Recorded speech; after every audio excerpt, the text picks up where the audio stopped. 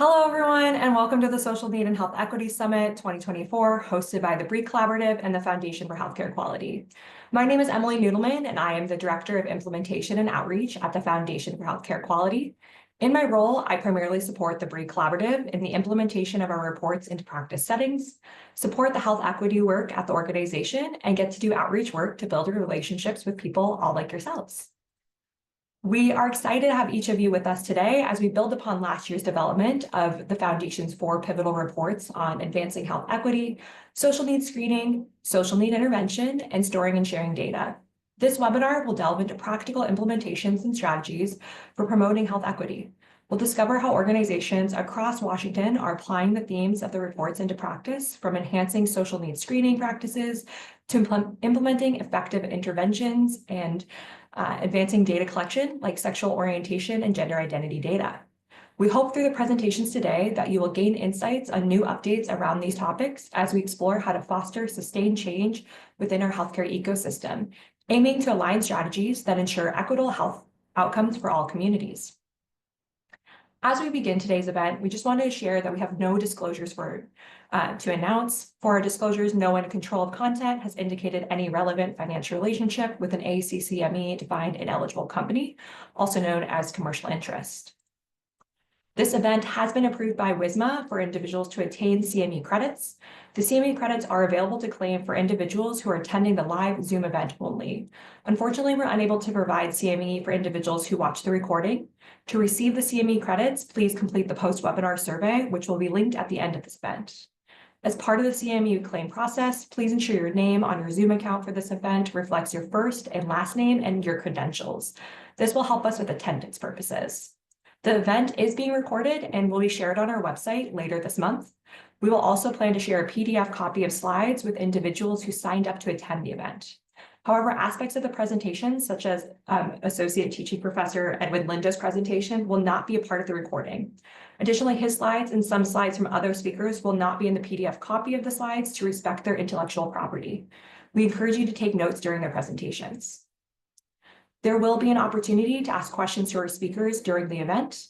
There will not be an opportunity to come off of mute to make comments or ask questions verbally. Instead, please place your questions in the Q&A box located at the bottom of your screen, that box with a little question mark on it. Our panel facilitators will ask your questions to our speakers. The agenda for our event is to provide a welcome and introduction to the Bree and Foundation's social need and health equity work. We get to hear from Professor Edwin Lindo on health justice. We have a couple panels, one on social needs screening and intervention, another on accountable communities of health pathway, connecting clients from the hospital to the community, strengthening sexual orientation and gender identity data collection to improve client outcomes, and a presentation on care coordination. We hope by attending today's event, you'll be able to apply health justice principles into your work and organizational practices to promote equity in healthcare, identify successful case studies from organizations across Washington that demonstrate real-world application of the guidelines outlined in the reports, examine different data collection approaches, such as SOGI data, and evaluate their impact on health outcomes through various case studies, summarize recent updates to case management practices that enhance the delivery of health services, discuss evidence-based interventions that organizations can implement to effectively address social determinants of health and improve community outcomes. We want to spend a moment providing an introduction to the Foundation and Bree Collaborative's health equity work. I want to welcome Ginny Weir, the CEO of Foundation Forward, to highlight our commitment to health equity. Thank you, Emily. And I know we are still having some problems with folks logging in, so we'll continue to try to work through that throughout the beginning part of this webinar. And welcome all, good morning. I'm Ginny Weir. I have the great privilege of serving the people of Washington State and beyond through this role as CEO of the Foundation for Healthcare Quality.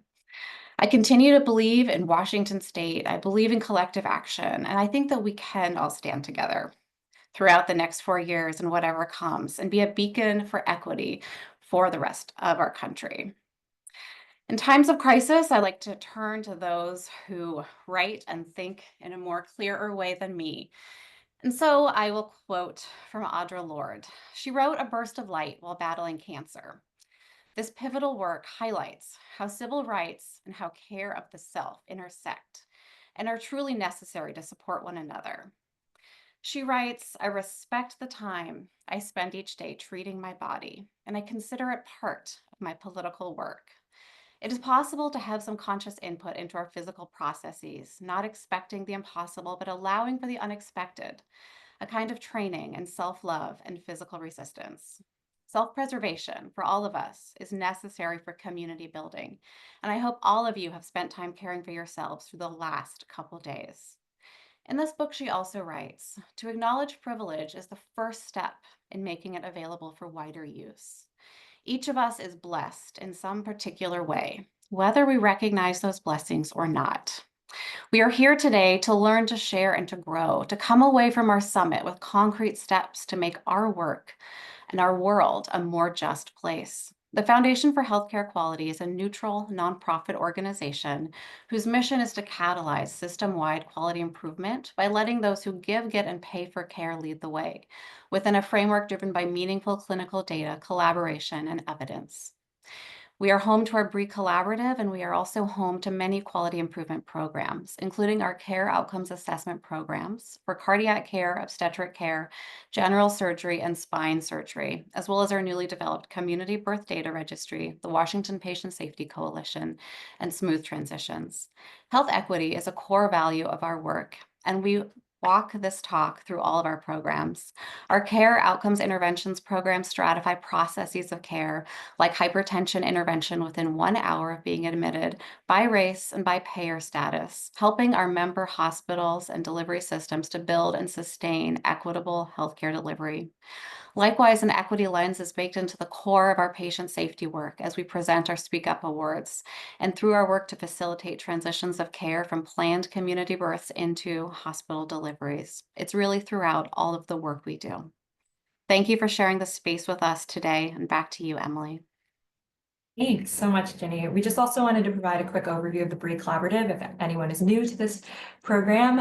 It was developed, it's housed within the Foundation for Healthcare Quality. It was developed in 2011 by Washington State legislation to be a neutral convener of public and private healthcare professionals like delivery systems, clinicians, plans, and purchasers. We bring them together to identify specific ways to improve healthcare quality, outcomes, affordability, and equity in Washington State. Each year, we develop some reports on these different topics and try to center equity within them, either through promotion of social needs screening, for example, or interventions like fruit and veggie prescription box, or through our data. We're excited to have each of you join us today as we explore some of these themes. In 2020, the foundation was tasked by the Healthcare Forum and One Health Court to develop a framework to assess and address social need and health disparities, and later to develop collaborative action around these topics. Last year, we created 4 reports, one on advancing equity, one on social needs screening, and one on social need intervention and storing and sharing data. We'll be kind of exploring themes related to these reports throughout our summit today, and we will provide a link to these reports in the chat momentarily. We advise using the reports to help outline actions the organizations in our healthcare ecosystem can take, both individually and together, offer potential standards when appropriate and considerations to guide action where standards do not exist, and lay the groundwork for further collaboration and alignment. While explaining the use of the report and guidelines may seem straightforward, you might still be wondering, okay, Emily, how do we implement these into practice? What does that look like? Where do we start? Well, that's really today's event. We aim to build on these themes and information in a report and discuss actionable steps to advance health equity in Washington State. I recognize not everyone on the call is from Washington State, so we really encourage you to think about how it may impact your own areas.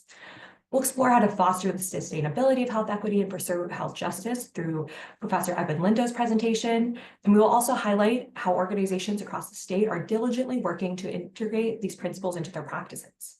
Representatives from various audiences within our healthcare ecosystem will share their experiences and journeys toward delivering more equitable care for the people of Washington. We're excited to kick off today's event and welcome our first speaker. I'm going to stop sharing my screen. So Edwin, please chat the host and panelists with your name. This will just help us with some attendance purposes. But thank you, everybody. And we'll now come to our next panel, which is on social needs screening and intervention. So we'll welcome our next speakers. Hi there. Thank you. And I just want to say, Dr. Lindo, because I can see you here on my screen. Before I go into an introduction, I just want to say it's nice seeing you face to face because I've heard your podcast. And so for the audience members, if you hadn't had a chance to tune in, definitely do that.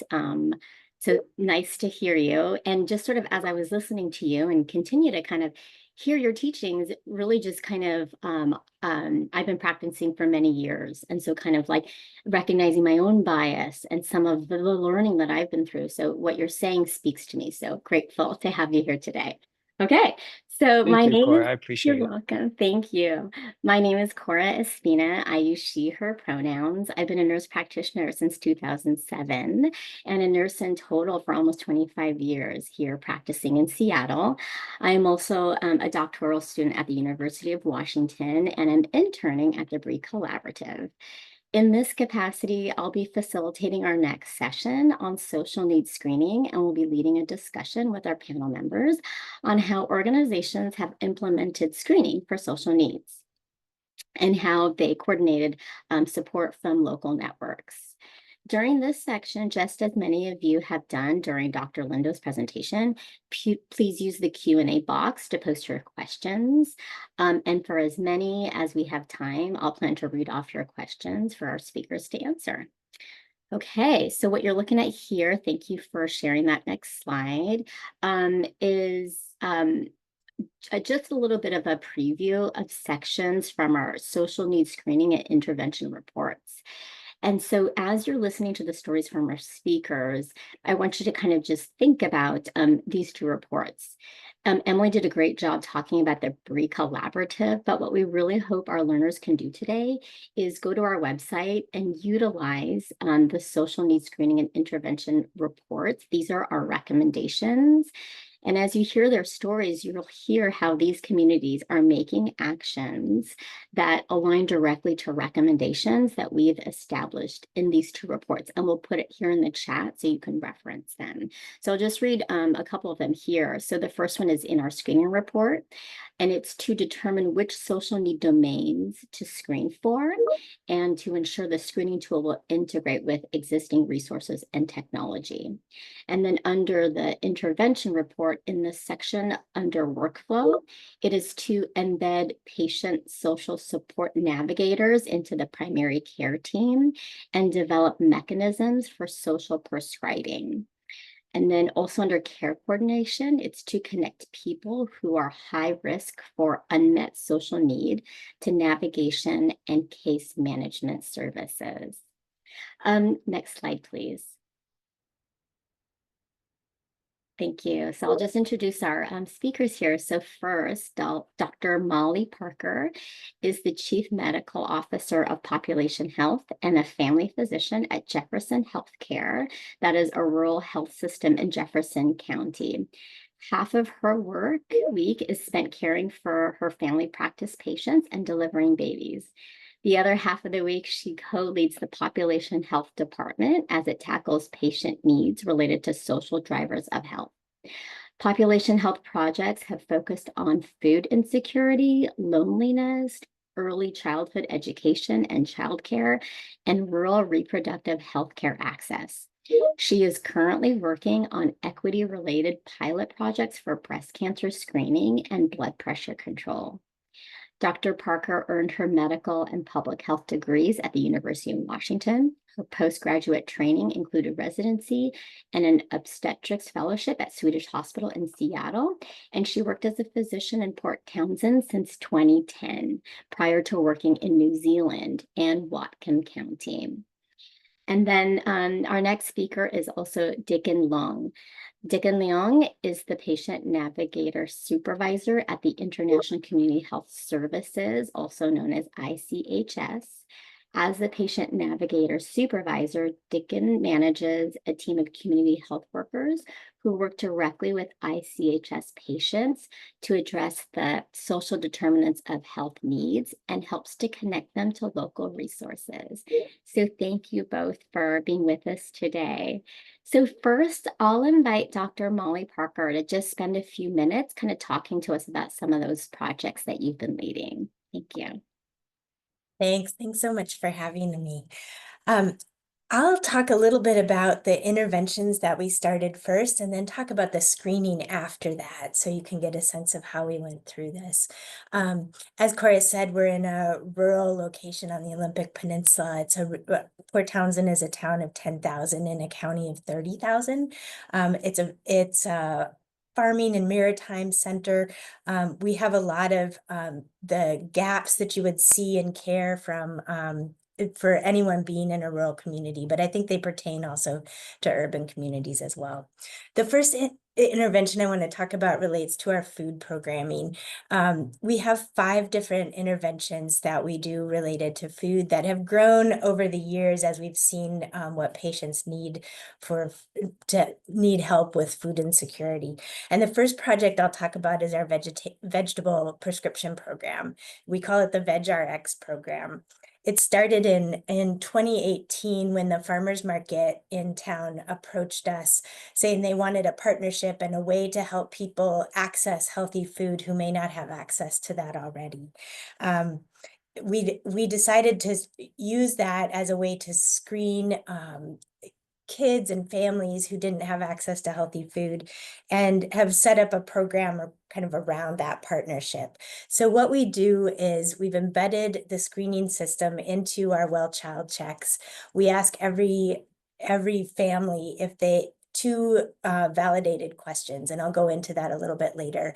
If they respond yes to those questions and say, yes, we do have a struggle getting access to food, then we offer them this vegetable prescription program. Pretty much anyone is eligible if they say they need food. But we also particularly ask our patients who are lower income, just evidenced by Medicaid. So what the program does is they get this little card. I'll see if you can see it here. It's called VegRx, and it's got a little punch card inside. So the family gets that card and we explain how to use it. They take that card to the farmer's market. At each of our 2 farmers markets, there's a green tent where the people who run the farmers market stand.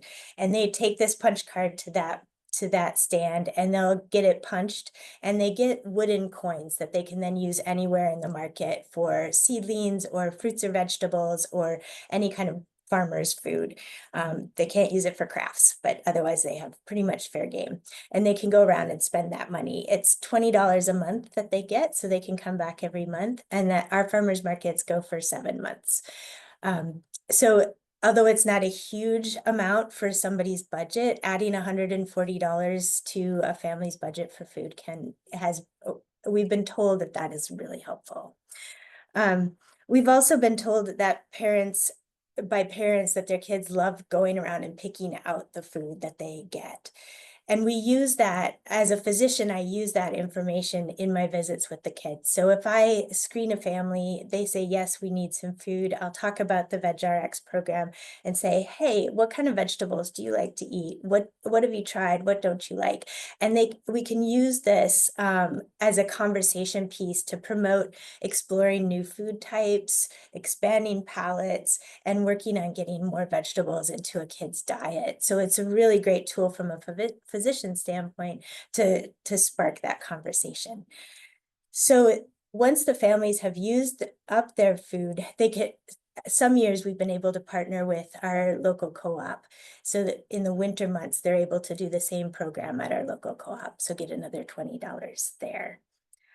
In general, this has been a win, as I mentioned, for physicians, definitely a win for families, but it's also a big win for the farmers market. Their goal with this is really to attract a new population to the farmers market and grow the diversity of their attendees, but primarily around economic lines. So farmers markets can seem like really expensive places sometimes.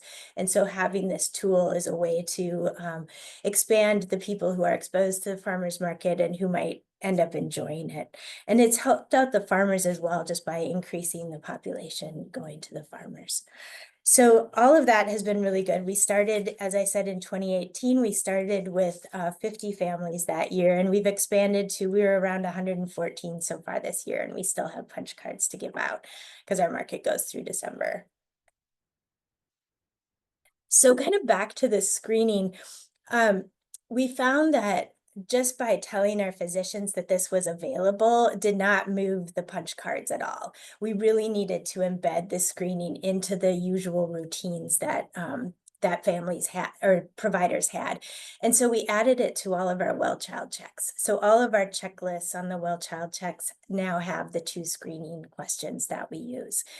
We manually added those in, but then since then, Epic, which is the system that we use, has added those into their well child check forms as well, which makes it tons easier for us. So scaffolding it into our system really made a difference, and that pushed the numbers up because it reminded the providers to talk about that. So that was the biggest thing. And then we also wanted to be sure our screening questions were evidence-based and validated. We found that asking a family, do you need food? That's a loaded question, and families, I would not want to admit that I was not able to have enough food for my family. It would be an embarrassing question to ask. So instead, we ask it in a different way. So we use the 2 questions of within the past 12 months. Did you worry that your food would run out before you got the money to buy more? And that the answers are never true, sometimes true, always true, or declined. And then the other question is, within the past 12 months, the food you bought just didn't last and you didn't have money to get more. So between those 2 questions, we can get a sense of if people could use a boost in their access to food.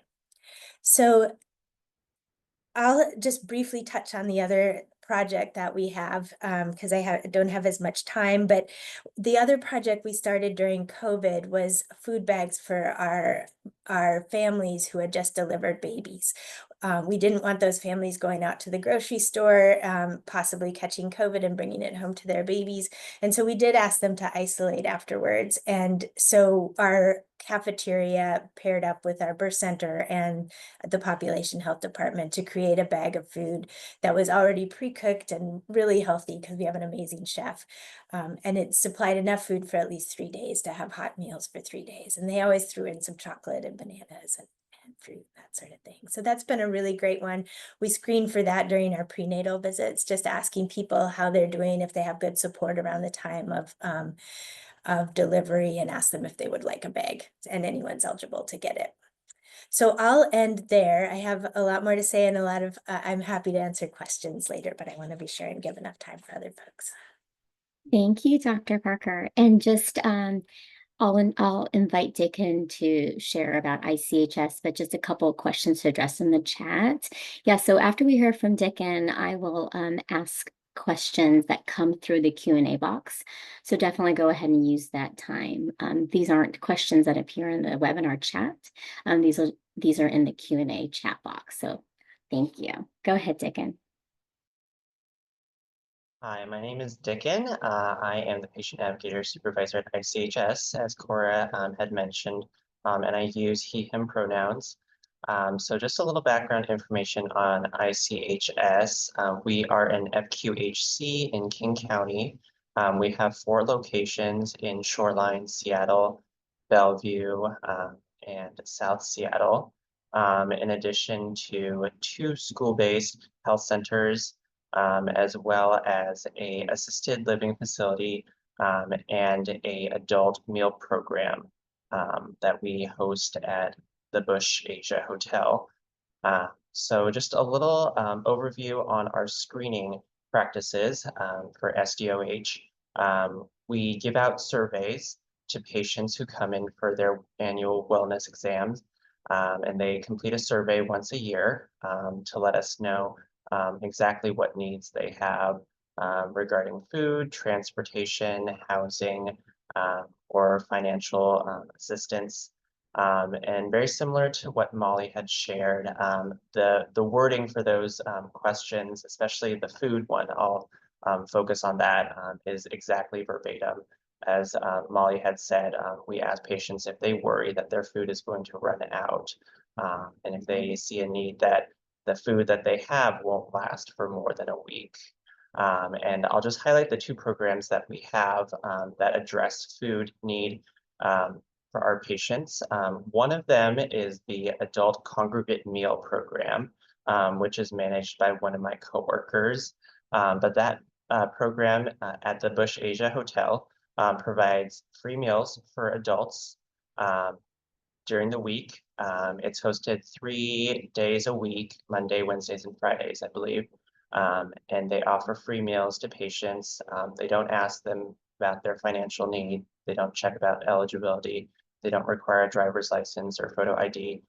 Anyone is welcome to participate in that. And if you're able to chip in money for that, that's would be appreciated. If you aren't, it's not expected. They also provide recreational activities and social activities for adults so that they can feel integrated in their community and kind of socialize with other adults so they're not socially isolated. And then the second program that we have is a food pantry partnership with the Asian Counseling and Referral Service, which is a nonprofit organization just 1 block away from our Seattle International District location. And they provide culturally appropriate foods. It works pretty much like a food pantry, a food bank.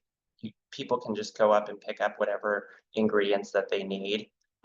And the good thing about them is that they have a culturally appropriate food for Asian Pacific Islander communities, which is predominantly our patients. And they're able to recognize those ingredients, and they can actually make meals at home that they would feel culturally familiar with. So that's another program that we have. In terms of screening for other needs, when we identify that there is one need, such as like food insecurity or food assistance, then we do follow up with patients to ask if they have additional needs with transportation or financial assistance or housing. And we kind of go through each of those one by one just to make sure we're not missing anything.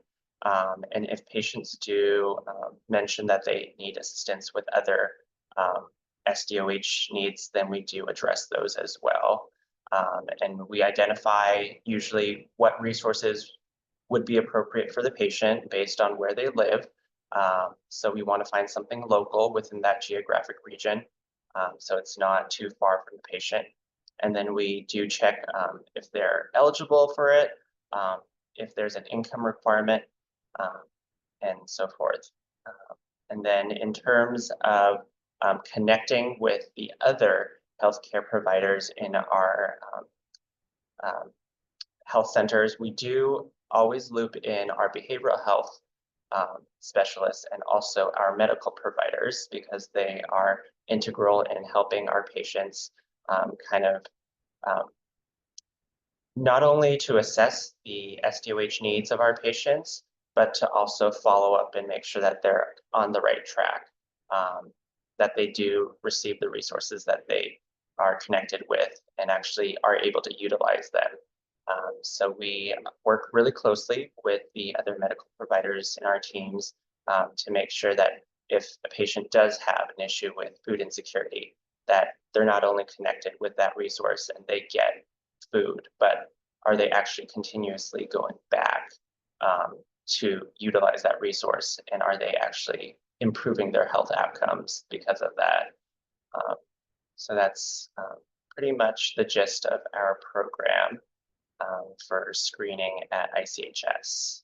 I love that. Thank you both. I love hearing those examples, because I think what we hear a lot from people in health systems is like, if you start asking the questions, kind of a worry that you don't necessarily have the intervention sort of already keyed up. And I think what I'm hearing you guys describe is sort of with initiating initial interventions, it's really creating that culture of developing those relationships, so those patients actually feel more free to actually, disclose the hardships that they're having. And so I think it's a process of developing networks, creating this safe culture of asking. And so great. A couple good questions are coming in from the chat. So I'll just share a couple of them. First, Dr. Parker, Diana Bush is asking, she loves this Veg RX program. It sounds excellent, she says. She's asking, what are the areas that the program is available to currently? And I wonder if you also even have plans to expand this further? Yeah, so we partner with the Chimacum and the Port Townsend farmers market. So it's just in Jefferson County and just through Jefferson Healthcare. We're the primary healthcare provider for the whole county. So we're able to reach most of the families who come in here to get those cards. The areas that are not well served at this point are South Jefferson County, so Brennan and Quilcene. They would have to drive up to Chimacum, which is a hardship for folks. So we have talked a lot about how to move some of the programming down there. They don't have farmers markets, but if there was a way we could do a mobile farmers market or something like that. Our farmers markets have talked a lot about that as well, but that is a gap that we see. That's great. One question for Dickon, and we talked about this when I talked about the social needs screening and intervention reports. Juno is asking Dickon, what system do staff use to identify what the resources are geographically? Yeah, so first of all, we identify which zip code they live in. And once we do that, we kind of have to have a discussion with the patient to see what resource they actually would accept. Just because the patient has identified a need, we don't ever assume that they will actually fit the bill for certain resources. We do definitely ask patients what resources they feel comfortable accepting, what resources they want to access. And once we identify that, then we have a list of resources in our resource bank that we connect them with for food. But the most utilized one is the Asian Counseling and Referral Service food pantry, where people can just go and pick up either fresh produce on the same day and different other ingredients, or if they need food delivered to one of our clinics, we do have pickups and drop-offs at our different locations in King County to provide food to people on the same day. Great. Thanks, Dickon. And then, so Dr. Parker, more of like a high level question. Dr. Parker, Danny, Dr. Weinrich is asking, these are wonderful initiatives, but what measures are you using to demonstrate efficacy of the programs other than, screening positive rates and utilization rates? So are there measures, impact measures, that you're able to connect back to health outcomes? Yes, there are. So we do use, as you mentioned, the screening rates that we look at, and then we also measure the utilization rate. So our reimbursement rates at the market have been above. Initially, they were around 23%, and then went up to 30%, and have been even higher after that, which we felt pretty good about. Also, we've seen one other measure is just families coming back. So in the subsequent years, one of our learning points was that it takes a few years for both providers and families to get used to this program. So as the spring came around, we started having families asking us for the VegRx program ahead of time. Before they even came in, they'd call us and say, hey, is it out yet? So measuring that has been helpful. As far as efficacy around changing food palettes, we don't have specific measures for that. We'll do that on our own and on a one-on-one conversation. One of the tricks for these interventions for us, and is true probably for a lot of organizations, is that we have a small group working on this, and our ability to create databases and systems to really measure the efficacy is limited. And so we try to take the information that's easy to glean to help us decide, should we keep this program going or not? So it is definitely a challenge that you bring up. And I did want to touch on a couple other questions in the chat just real quickly. Miriam was asking about the $20 and is that sufficient at a farmer's market? And then Juno was asking if I serve the lifespan and if we also screen seniors for health. So kind of how broad are these programs? So yes, I care for people from the time I deliver them until hospice. So it's really fun. we don't have an official screening program for seniors, but we do talk about it just as things come up. And we at the farmers market has a senior and a WIC matching program, so we'll direct them to the farmers market for that. And then for the $20 for young families, most of our families qualify for SNAP EBT match that our farmers market also does. So if they go there, the market will offer them anything that they're eligible for. So that expands their ability to make those dollars go a little bit further. So thanks for those questions. Thank you, Dr. Parker. Dickon, I'm wondering if you could answer this question. You know, many of the interventions that you mentioned, maybe like the food pantry and things like that. Marian Trevino was asking, are there options for other people to pick up these resources instead of the folks that are actually participating in the programs? Yes. So especially for the food pantry program, we do allow family members to pick up items for people that need it. And we do just request that they fill out a registration form to it, let us know like who they are picking up the food for, but that is definitely an option. Thank you. Before we transition to the next section, I just want to invite both of you, so Dickon, we'll start with you, to answer just this one last question. And so, what is one actionable change or practice that you hope each attendee will adopt in their work after this presentation? I think one of the important things we learned about screening for food insecurity is that we have to be consistent and diligent about doing it. So I would just encourage everyone to see if they can develop a framework for screening for SDOH needs in their FQHCs and find ways to have stakeholder buy-in to increase everyone's support for measures and things like screening for SDOH, and then just figuring out a way to consistently do it over time. I think that's where we see like the most results at ICHS. That's great.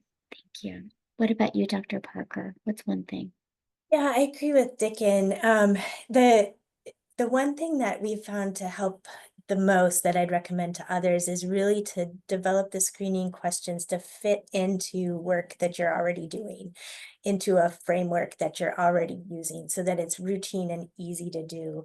And the other thing I'd say was crucial to this program and all of the programs we run was having champions. So our champion in the pop health department has been Tina. She's run everything. Having a clinician champion was also really important to get the providers on board with this. And having a champion in our partners as well has also been crucial. So really finding those people who will stick with it and keep working on it to solve problems is the most important. Thank you. Well, before I invite Emily back to the screen to transition to our next section, I just want to thank both Dr. Parker and Dickon for their time today. You know, one of the good and bad, right? So today we've had some technical difficulties. That's been challenging, right? But one of the great things about having a internet platform base like we have today is getting a chance to hear from like all parts of Washington, right? And so this is really just an example of, you know, Dickon and ICH in the metropolitan urban Seattle area, and then Dr. Parker, you know, in the north end and the northern counties. And so great to see all of you guys doing great work throughout the state. So thanks for your time. And then Emily, I'll just kick it back to you. Yeah, thank you everybody so much. So we'll now go to our next panel. If you're like me, I feel like in the healthcare system, we've been hearing so much wonderful work at the Accountable Communities of Health, ACHs, but I've been kind of hearing healthcare should be connecting with ACHs. The ACHs connect with the community, but I personally was kind of confused on what does that exactly look like? How does this exactly work? And so we're really excited today to bring forward an ACH and a hospital and a community to talk about how are they doing this within their settings. So in one of our reports on the social need intervention report, we did highlight the importance of connecting with community-based organizations that involve those with lived experiences, learning from these community organizations, working with the ACHs, and working toward alignment on social care integration. So I welcome our speakers to come forward and talk a little bit more about how they are all working to support this. So we will have Michelle Hamed from Southwest ACH. We have Brooke Malloy from Peace Health in Vancouver. And we also have Abby Brandt Whalen from WAGAP, but I believe I'll pass it to Michelle first to talk more about the ACH side of things. Thanks, Emily. I just wanted to touch on what really a community hub is. They're popping up all over the nation in somewhat, different formats. And here in Washington State, as part of the next wave of Medicaid transformation, we will be developing community hubs in all 9 ACH regions to cover the entire state of Washington. SWACH itself has had a community hub in place since 2019, so right before COVID. We started our community hub as part of the first wave of transformation to integrate some care coordination. And it started as a Pathways Community Hub in particular, but community hubs are just entities that organize and support a network of organizations that are providing community-based care coordination. We're not trying to replace the work of community-based organizations themselves who are already doing the work. We're trying to support and enhance doing things like becoming a centralized point of referral, allowing for our referral partners and access to the diverse network of partners, and providing some infrastructure and capacity to those CBOs who are doing community-based care coordination, such as a centralized community health record. And then also part of that is that as referral partners are referring in to programs, these are typically more standardized. So if you are referring for somebody to work with one of our housing partners, for example, they are providing the same model of care coordination that a community health center is providing in the same network. So that means that they are all screening for all social needs. They're screening for behavioral health. They're screening for physical health issues as well. And then working with clients for access to all of those resources. So this slide is kind of a demonstration of a network or that kind of surrounds a hub, and this is the Health Connect hub. And so we have listed some of the referral partners that we work with. Like we take calls from call centers, for example. We take calls from community members. We also work with referral partners that are both for us. They are both referral partners and resources for us. So an example that you're going to hear about today, hopefully, is our work with Peace Health, which is both a healthcare provider and a referral partner. We work with referral partners like maternity support services who provide their own sorts of wraparound support, but need help themselves as they're managing a caseload for health education and support around maternal child health with more in-depth social needs support like housing. I've listed here the partners that we have as care coordination partners, so contracted care coordination partners in our network, as well as contracted care coordination there's Pathways and there's, sorry, I'm getting myself confused, but and there's CARE. So there's care coordination provided through community-based organizations, and there's care coordination provided through our fire districts with community paramedicine. So I've listed that here. I think something to point out with a hub is that we're trying to move away from this bilateral relationship where we are a funder and we fund a community-based organization to provide services. What we're trying to do in a hub is we are trying to be a network of providers. So we refer to each other, we provide supports for each other. If I have somebody at CMAR who needs support with housing, they work with Vancouver Housing Authority, for example. And so that is like one of the differences, working with a network and having access to a network versus us funding one by one organizations providing services. A hub also is important because it provides no wrong door access to these services. You could be a community member calling in. You could be a doctor's office referring somebody. You could be the CBO itself that has identified somebody who would benefit from one of these services. And then the other thing that's really important is that it's low barrier. So as a hub, the only eligibility criteria that we have for participating in these services are that you are a resident in our region and that you consent to receiving services. So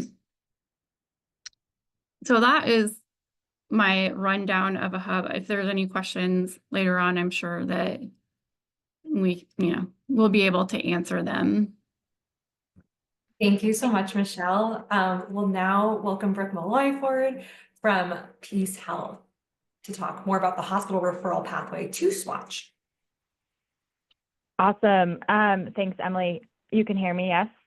Yes, we can hear you perfectly clear. Okay, awesome. Great.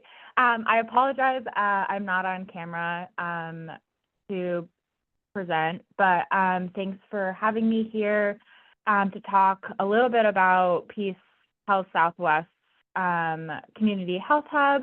So I'm going to dive in. I do want to share a little bit about, Peace Health's process in deciding to kind of create this new referral pathway through our Community Health Hub, what that process looks like, and then yes, I would love to hear questions and be able to answer those for you all.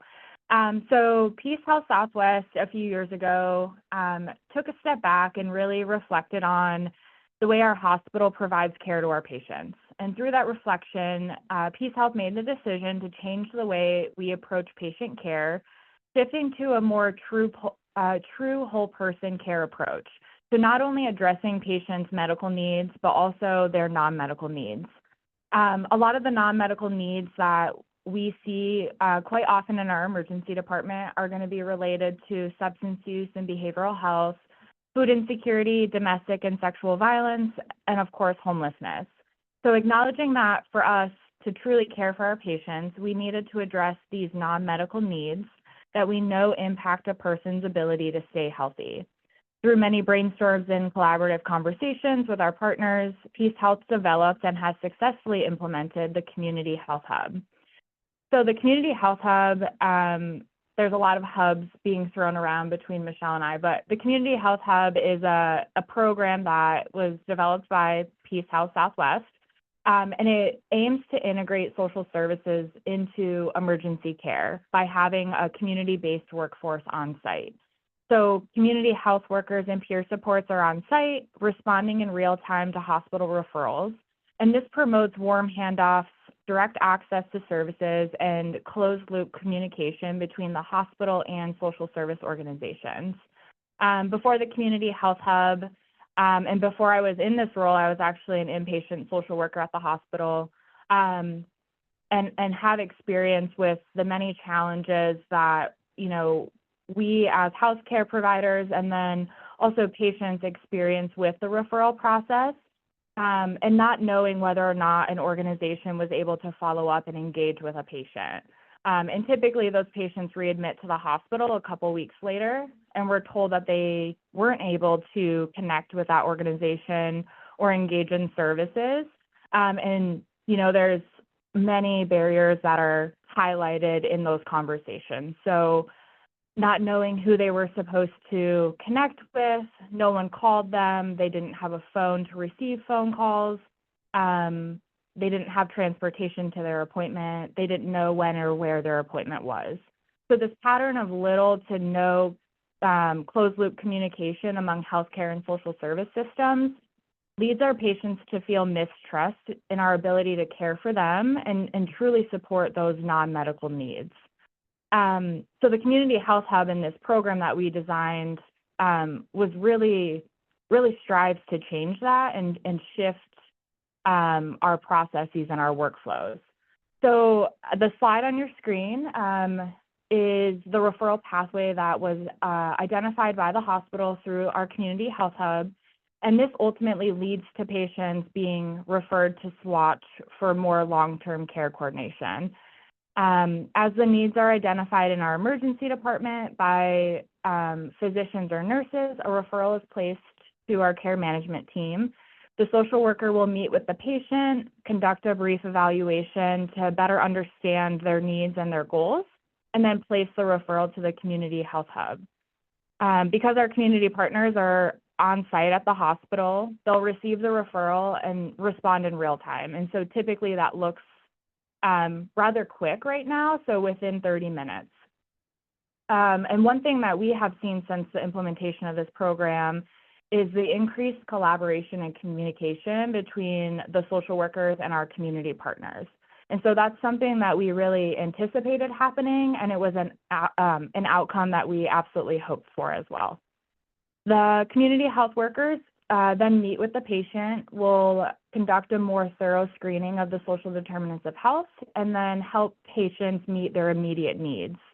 So after those immediate needs are taken care of, the partners will then send additional social service referrals as appropriate. And this is where that direct hospital referral pathway is to SWACH. All of the services and support that are offered while interacting with patients at the hospital or in the Community Health Hub are then documented in the patient's community health record.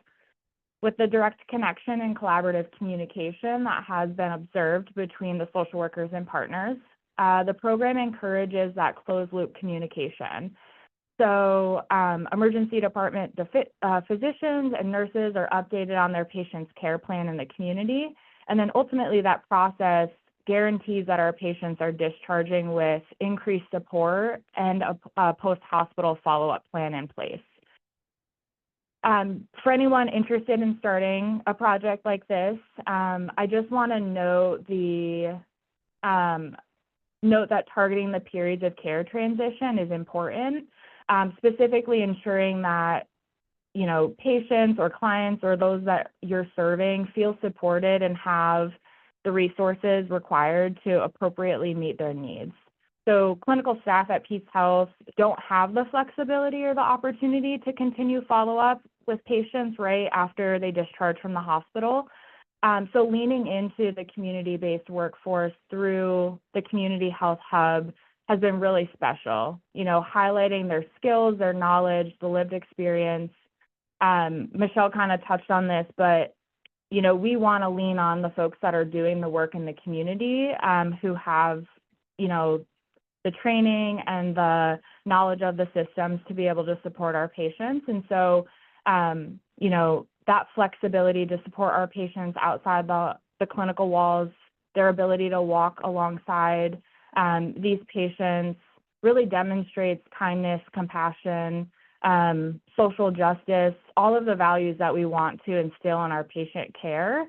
And that's really what these individuals need as they transition from the hospital. So that's what I have. Thank you. Thank you so much, Brooke. We'll now invite Abby forward to talk more about WAGAP and care coordination. Thank you so much for this opportunity. My name is Abby Brant Whalen. I use she, her pronouns, and I work with Washington Gorge Action Programs. We are a community action agency serving Klickitat and Skamania counties. If you've never heard of those counties before, don't worry, I didn't know of Skamania before I actually moved here about 10 years ago. But it's a wonderful small community in Southwest Central Washington. and much like Jefferson County, small population, around 30,000.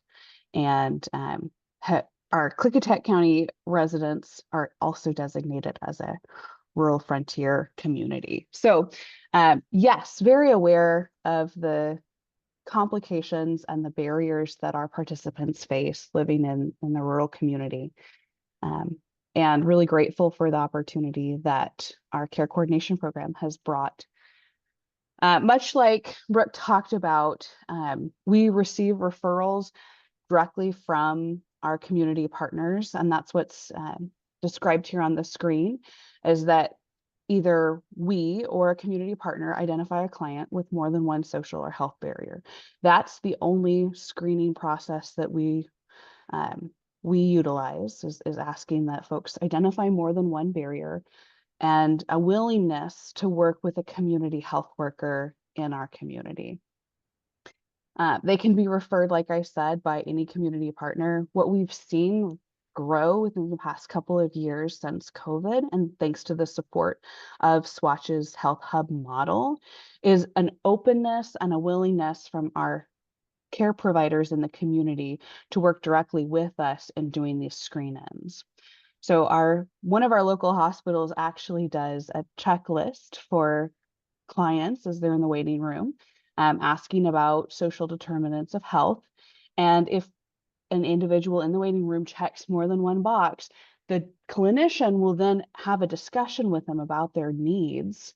And if the clinician feels like it's a significant need, which it always is, they get a direct referral from a clinician to our agency, which results in an invitation from our agency to that community member to enroll and participate.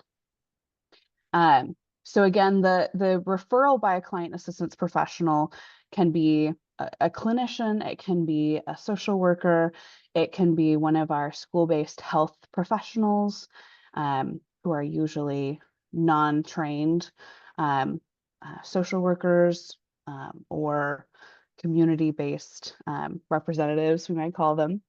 And then our intake process at WAGAP is the same as Michelle and Brooke described, in that we do a screening and support folks in enrolling in the Pathways Care Coordination Hub, and then have that ongoing relationship with them where we provide positive community interactions, we complete referrals, provide transportation, and just generally work with our community partners to meet those needs as previously identified. So that's our process. And what I really want to highlight for folks is that in a rural community, we often rely on relationships in order to make changes. And this has really been an example of the hub model being successful, because not only did we have previous relationships established within the community that we've been brought into the hub, but the hub has helped us kind of expand that idea that all of us are working together to support folks.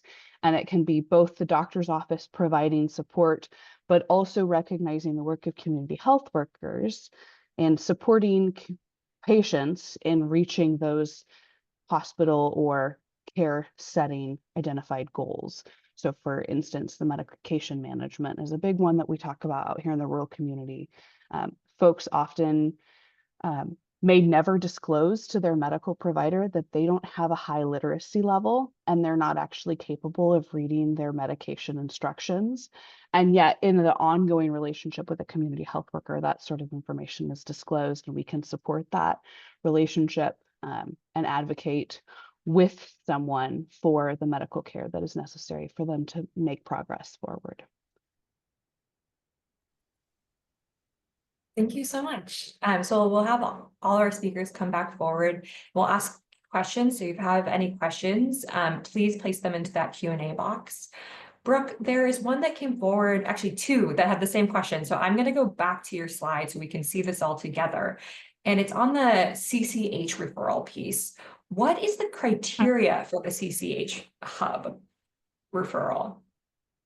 Yeah, so as we developed this program, I made the community health hub referral criteria pretty simple. So I wanted to reach, right, as many patients as we possibly could. So the criteria for a hub referral is the patient has an identified need. And I didn't really list out what those specific needs are. So thinking about social determinants of health, yes, but if, patients bring up a need that maybe doesn't fall into that category, but they still need additional support, I think that's on the patient to identify what their needs are. But so there's an identified need that they need support with. And then the second piece of the criteria is that they're agreeable to a referral being placed and to speaking with a community partner. So very, broad criteria to start. I don't know if I outright said this in my my introduction to the Community Health Hub, but it is a pilot project or a pilot program. And so brand new to Peace Health Southwest, right? But also integrating social services into emergency care is not something that we have found a lot of information on. And so being mindful that the processes will change, right? Process improvements as we collect more information. And so that criteria might change over time, but as a starting point, those were the two pieces to it. Thank you so much. Yeah. Could you also talk a little bit, does this process work in the residency program too, was a question. Yeah, so the goal is that we will expand referrals to outside of the hospital. So connecting with different clinics, residency programs. Right now, the referrals have primarily been coming from the emergency department. And that's kind of our starting point with this new program. And over time, we'll integrate the program and expand referrals to other parts of the hospital. And then really, solidify that referral process and how we can support clinics, residency programs, other areas of patient connection with the model that we have with the Community Health Hub. Thanks. There's a question in chat where thank you for sharing this incredible work. And this is, Michelle, this might be more directed to you, but anyone can answer on the panel. They're curious if you've done any evaluation work on the Health Connect Hub or any evaluation work in the works or plans for the future. Yes, we have. So part of the requirements for our programs in the first 5 years of the Medicaid waiver was that we do evaluate the programs that we had. And so we did kind of 3 main evaluations through the first 5 years, which is we evaluated the impact on participants, we evaluated the impact on the community-based organizations, and we evaluated the impact of participating in a hub with the workforce itself. And so I don't know if they've all been published, but we used an independent evaluator core at Providence. And I know that they have published some of the work that they have done in some of the peer-reviewed journals.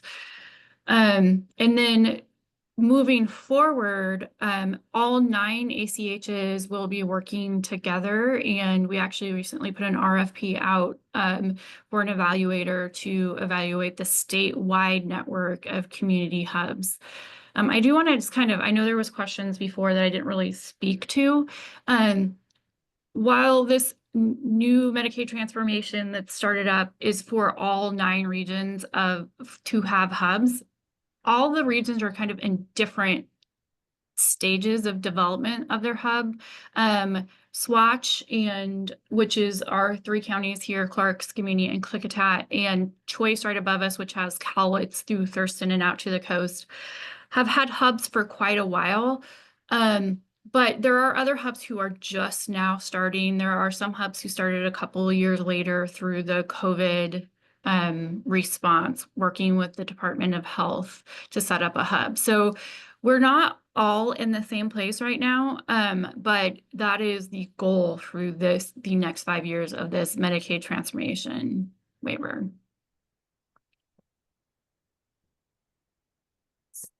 Question for you and also Brooke. So in the presentation, we've heard about hospitals and we have clinicians on the call. We have health delivery systems, clinics on the call, but we also have health plans on the call.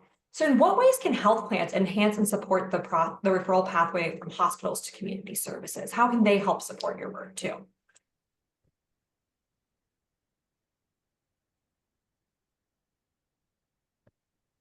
I mean, I can, from a healthcare perspective, I think continuing or expanding funding through ACHs is really important, for the services offered by community health workers.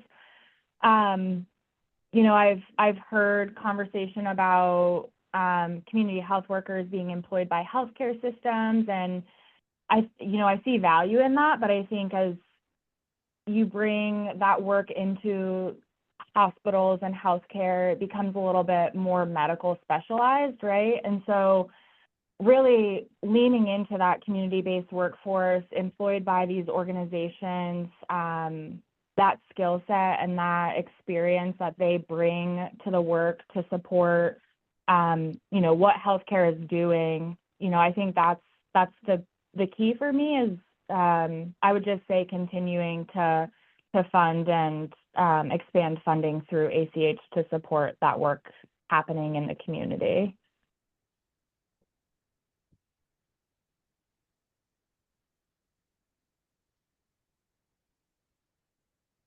And Abby, how can health plans kind of support the community-based organizations and connections to your work?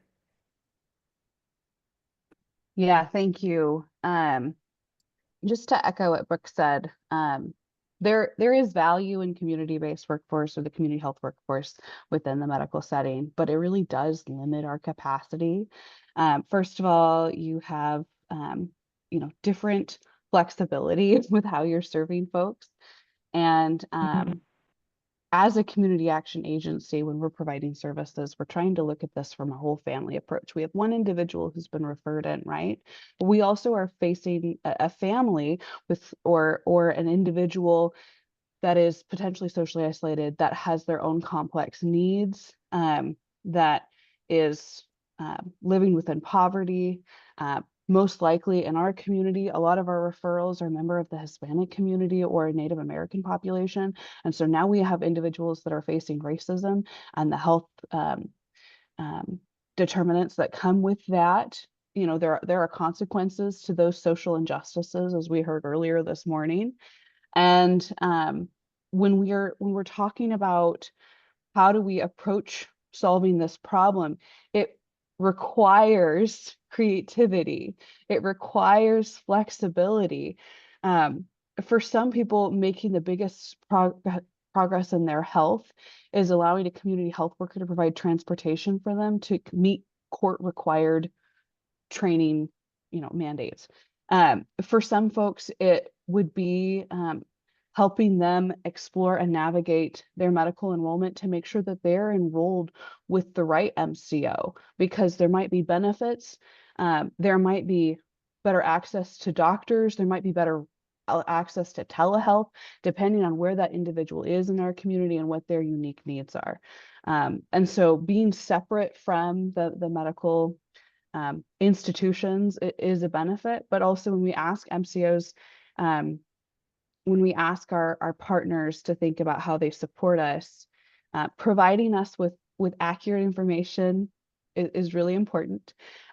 Providing us with referrals is appreciated, but also recognizing that how we navigate and how we support a client's priorities might be different than the priorities that have been identified by that health system. And so we really want to follow a participant's lead in meeting those needs. And we really do appreciate being able to look at things from any solution is the potential removal of that barrier that will allow someone the mental and emotional freedom to start making some different choices with their health. So it's not a one size fits all solution, that's for sure. Thank you. And talking about this presentation and talking about the panel, you guys were sharing with me how Abby, you really helped as a community-based organization. Peace Health sought out your feedback on the design of their work.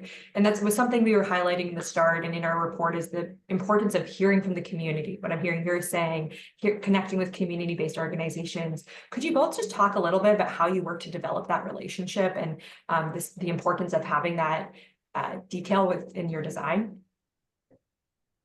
I'll let Brooke speak to asking, because that was kudos to Peace Health and I think to SWACH support. But we have a saying in community health work that when we think about serving folks, nothing about us without us, right? We don't want to make decisions for community members about what's best for their health without them being part of the conversation about what solution would actually be practical. And so allowing community health workers to be part of the conversation about what are solutions that would work for their community that they're serving is the right step in actually providing solutions for a community with unique needs. But Brooke, kudos to you and your team for doing good work. Thank you. Yeah. Just to kind of echo that, I will say the development of the Community Health Hub and its program, Peace Health really leaned into feedback and insight from our community partners to make sure that we were developing a space that met the needs of our partners who are working out of the hospital, and also the needs of patients and clients being served by those partners. You know, I kind of said this, but really making sure we're capitalizing on the skills and the knowledge and the expertise of the folks doing the work to support these patients with really vulnerable needs was our take and how we really stepped in to develop this program.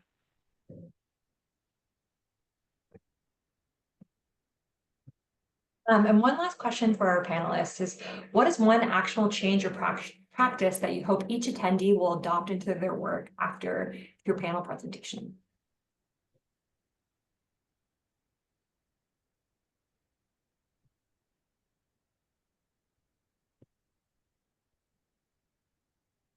It's a good question, because hubs are so particular, you know, the work that they're doing, and you know, just by design, they're not very many of them in any one given region. But I do think just the idea of looking at programming that is low barrier, so easy to access, and very few eligibility criteria. I mean, not every program can be like that, but every community can have at least some programs accessible in their community like that. And I think it's shown, you know, through our evaluations, we've shown that through being low barrier and having very few eligibility criteria, we've still been able to enroll and find very high risk people at a higher rate than the typical Medicaid risk levels. And so it does work, and I would just, you know, encourage everybody in their communities to look at lifting up those kinds of programs.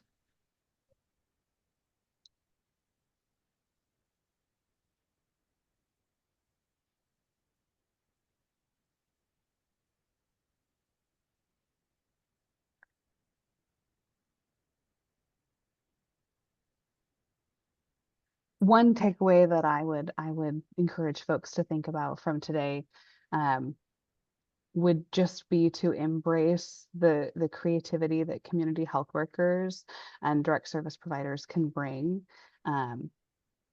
Like I said, the one size fits all solution, I think, has been dismissed.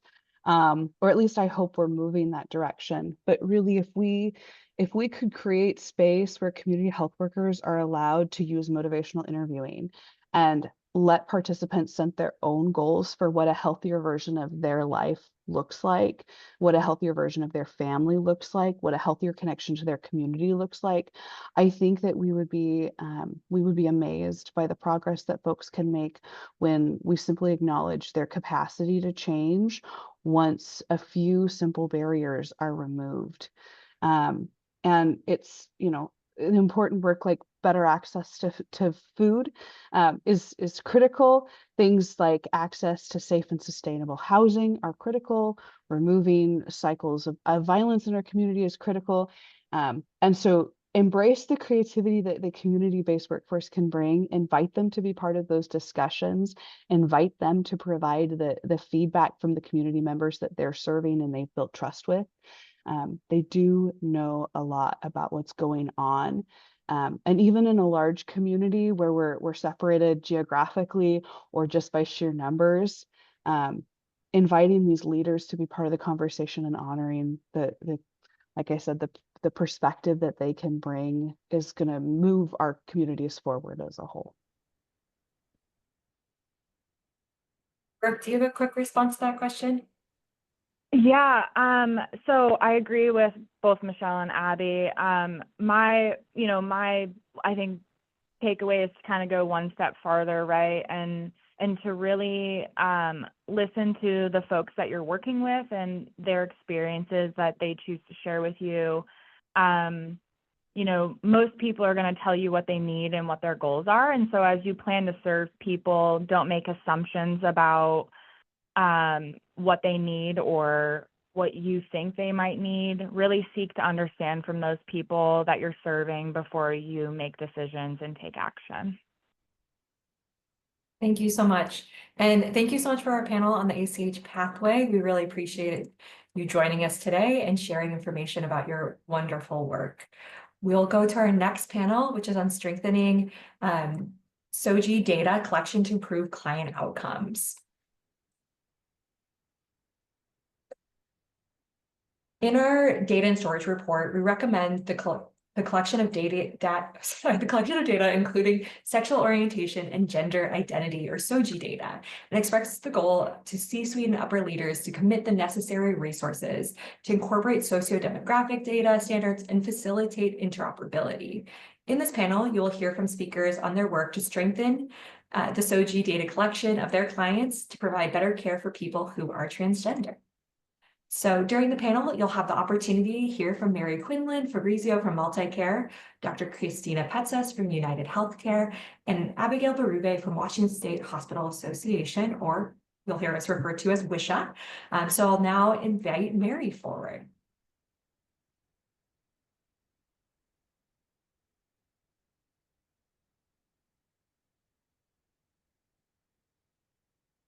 Mary was having a little bit of technical difficulties calling in, and so I don't think I hear her right now. So I'll work to troubleshoot that. And in the meantime, we'll pass it to Dr. Petzas.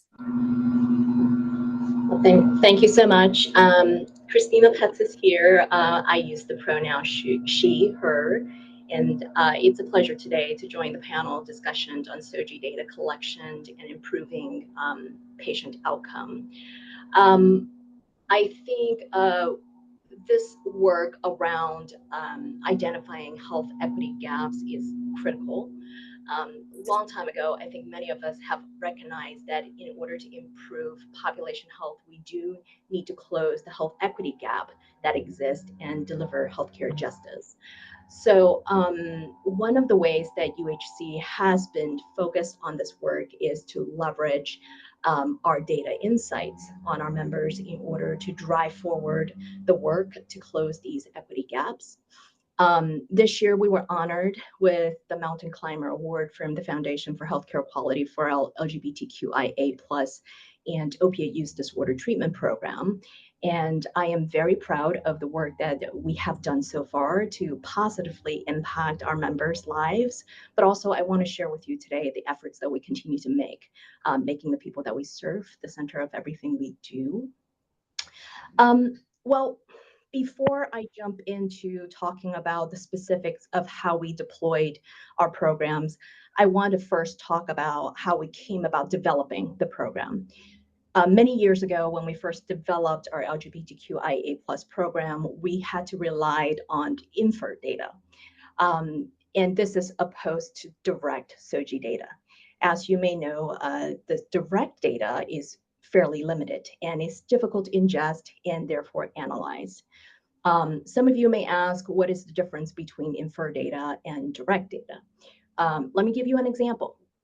When you meet somebody and you see that they are taking a blood pressure medication, this is an inferred data point that suggests that they may suffer from high blood pressure. But a direct data point is when we actually take the blood pressure reading from this person and see an elevated reading, and that is a direct data point. So as you would expect, it is challenging to collect direct data many times as a health plan in particular. So what we had to rely on is infer data such as pharmacy claims, services claims, to detect signals that some of our members may be experiencing potential health equity gaps, and that offers us an opportunity to close them. Couple of examples of how we leverage our data insight to close those gaps and improve outcome. We utilize our pharmacy and service data, claims data, for example, that reflects diagnosis of gender dysphoria. This will allow us to identify members in our community that potentially may require care and services focused on their unique needs. When we analyze this data, for these individuals, we can look at things like their zip codes, for example. Where do they live? And where do they have to go to in order to receive the care that they need? And this particular data point will help us uncover gaps in our providers and service networks, and therefore creating an opportunity for us to meet the needs of our members where they live. Another example I'll give in regards to leveraging this data point is the potential wait time for our members to receive care. In one instance, we noticed that there's been substantial increase in wait time for our members to receive common gender-affirming surgeries. And to us, that was a signal that either the network access is inadequate to meet the demand of our members or care needs of our members, or that this is a moment, an opportunity for us to improve overall network access, not just in the impacted area, but also the surrounding communities. The other thing that we use this data insight to improve our members' experience is actually around the service requests that we receive. What we're able to see in these service requests is many of the commonalities of care plans that are uniquely developed for our LGBTQIA+ members. And what that data insight allows us to do is actually to modify and improve our benefits and medical policies, allowing us to easing authorization processes for these members. In one instance, we increased the length of approval for medications that are commonly used in transitions, and therefore substantially reducing the friction these members may experience in the healthcare delivery system. And then another cornerstone of how we deploy these programs is really in training. And we train our staff to focus on the unique needs of subsets of groups that may experience healthcare equity challenges.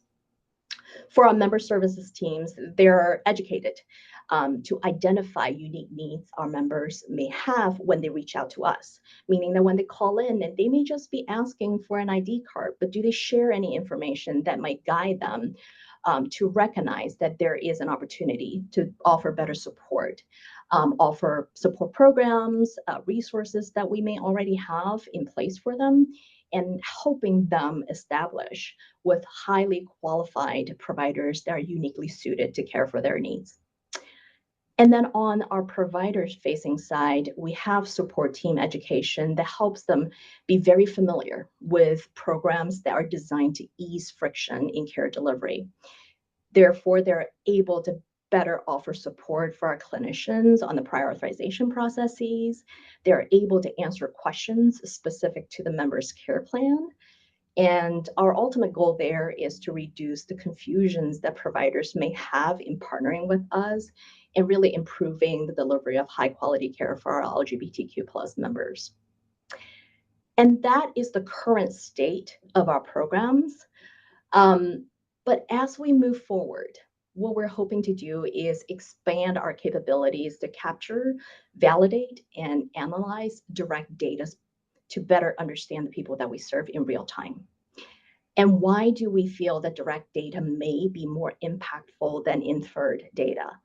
As I've mentioned before, most of the inferred data actually are generated during the process of an individual receiving care and seeking services. So they're well along on their healthcare journey.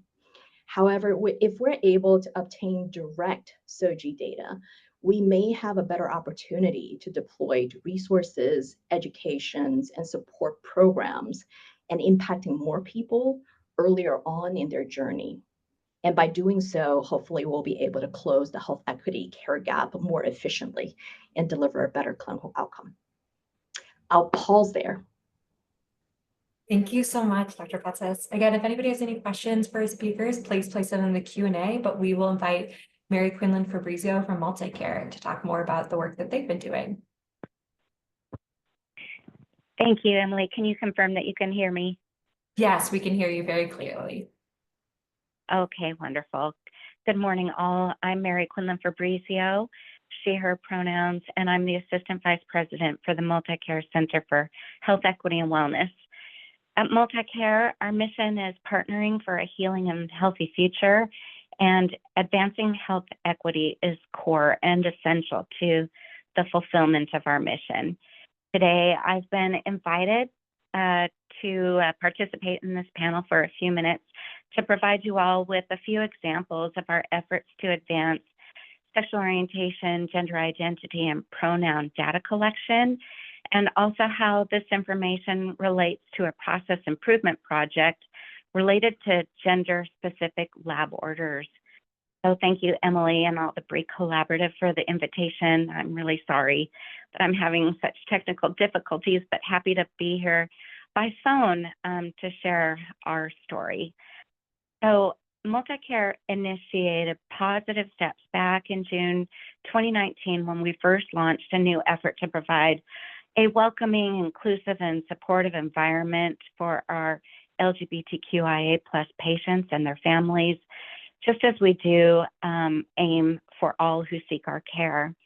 At that point in time, there were several components to this effort, but two specific aspects involved were enhancements that we made to our electronic medical record, EPIC, to begin to collect SOGI information. So there was a lot of staff education on the how and the what to accomplish this, tip sheets for front office staff and clinicians that were interacting with the patients. But we also received senior leadership support to have mandatory staff education for all of our employees, whether they were patient-facing or not, that was assigned to advance everyone's understanding of the respect needs for our LGBTQIA+ patients. And for that education, we teamed up with a local advocacy group for content development to engage the voices of those most impacted in an intentional way.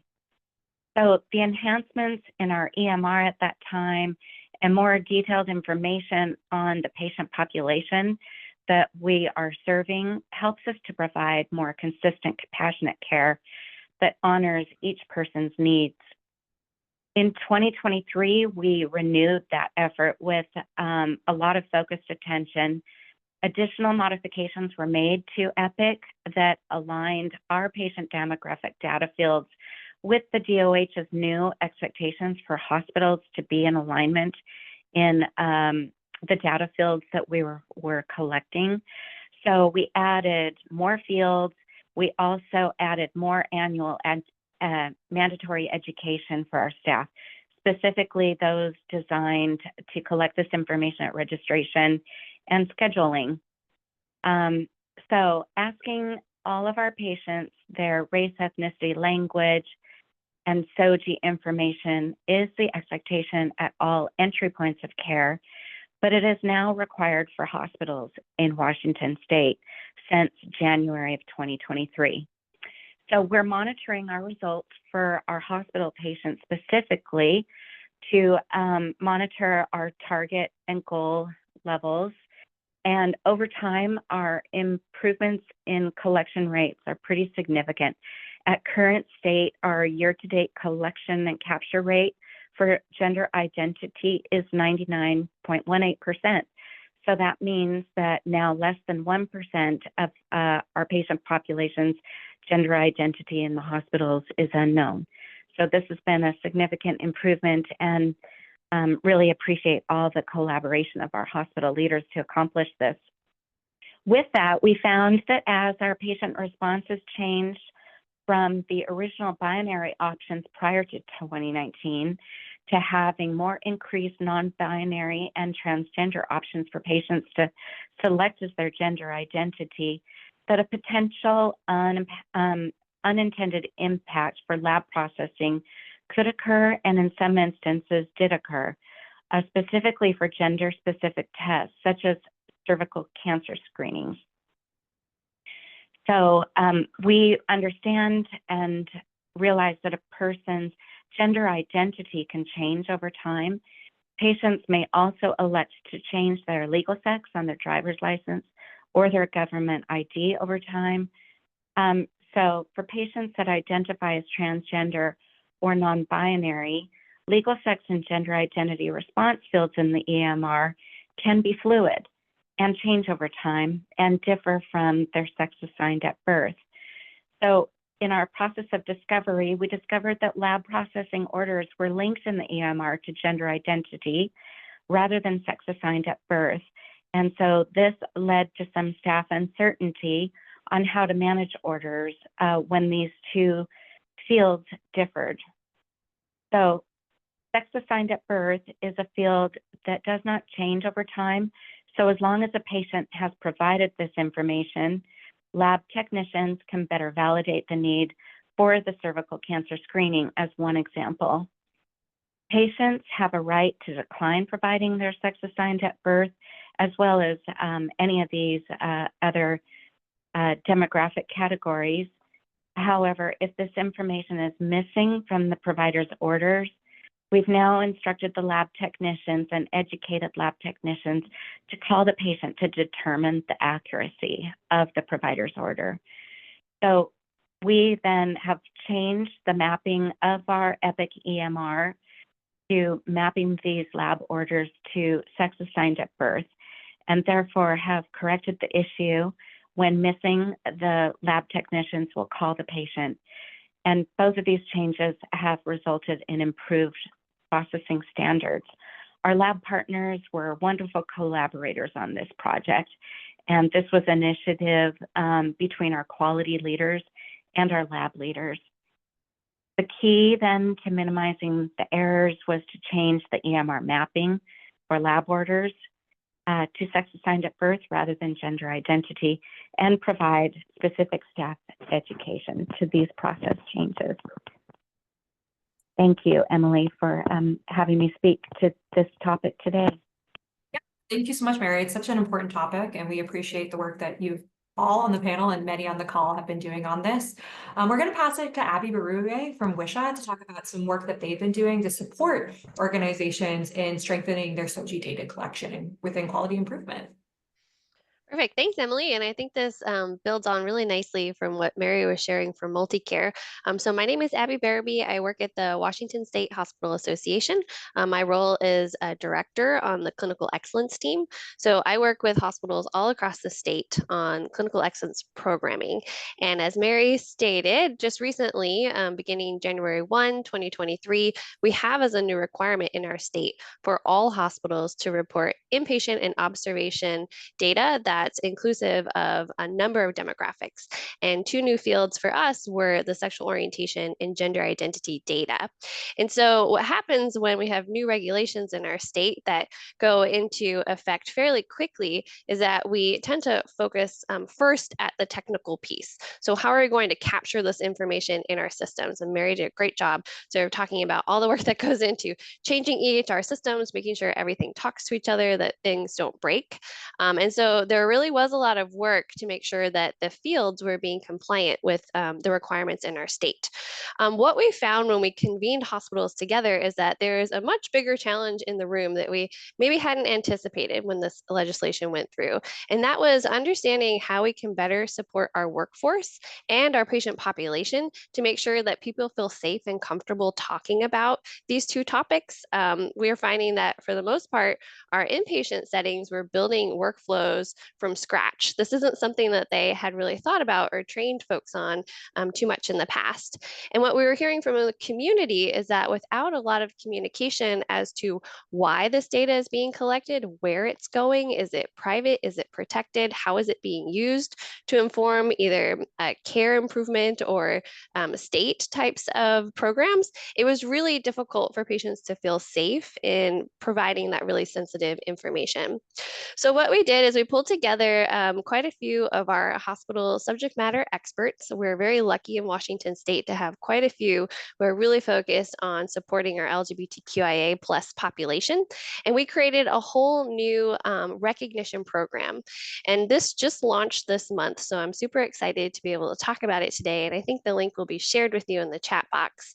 But this is called the Patient-Centered SOGI Data Collection and Continuous Quality Improvement Recognition Program. That is a mouthful, but we did that intentionally because we really wanted to emphasize that aside from capturing data in a standard way in discrete fields, which is important, we also need to think about how to make this experience very patient-centered. How are we building safety and privacy and affirming experiences into the data collection process? And when we put together this recognition program, we also wanted to acknowledge that this work takes a long time. And while you might be doing great at some aspects of this, there's always more that you can do to improve and build upon that experience. So instead of having people respond to each of the 5 domains as a yes or no, we actually created a grid based off of the trans-theoretical model, so the stages of change. And so you could reflect as a hospital or a health system within each of the domains and say, are we pre-contemplative on this piece, or have we really moved all the way to the end and we're now in sustainability and looking at constant improvement for these different steps? So the idea is that while people can achieve the recognition if they show meaningful progress in any of these domains in their first year, we can also revisit over time and see how this work is improving and share those stories out with each other, because we really feel that telling the story and creating solutions that others can adopt is the way that we get change across our state. So I'll very briefly just review what the 5 domains are and give you a quick example of what we would be looking for in each of those domains. So the first domain is around staff training. In particular, we're looking at training on LGBTQ plus health, on health disparities, and making sure that all of your staff are aware of the anti-harassment and the non-discrimination policies that impact how this data is collected and why it's being used.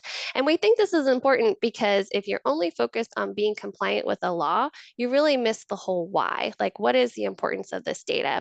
And we're hoping that people can talk to their staff about the importance of making sure that you're appropriately gendering your patients to ensure that they're having a dignified experience in your healthcare system.